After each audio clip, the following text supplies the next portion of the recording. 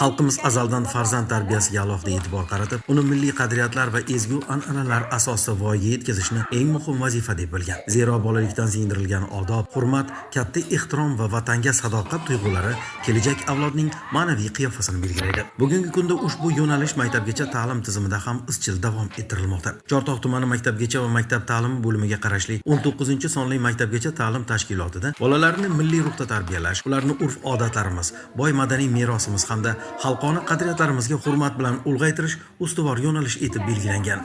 Ilm al, ilm senga nur bo'lur, jaholat qalbni zulmatga to'lur. Kim ilm yo'lini tutsa, chin dildan uning umri ma'no bilan to'lur.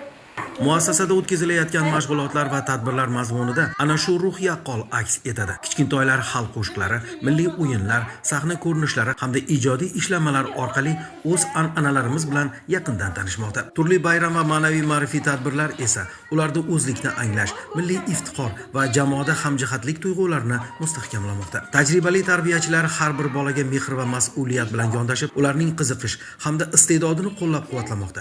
Tarbiya jarayoniga nafaqat bilim berish, balki to'g'ri muomala, tartib, intizom va axloqiy fazilatlarni shakllantirishga alohida ahamiyat qaratilayotgani e'tiborlidir. Shu bois tarbiyalanuvchilar turli ko'rik-tanlovlar va tadbirlarda faol ishtirok etib, munosib natijalarni qo'lga kiritishmoqda. Xulosa qilib aytganda, ushbu ta'lim muassasasida amalga oshirilayotgan ishlar milliy an'analarga tayangan tarbiya samaradorligini yaqqol namoyon etmoqda. Bunday maskanlarda ulg'ayayotgan bolalar kelajakda yurt ravnaqiga munosib hissa qo'shadigan ma'naviy yetuk va vatanparvar avlod bo'lib kamol topishi shubhasiz.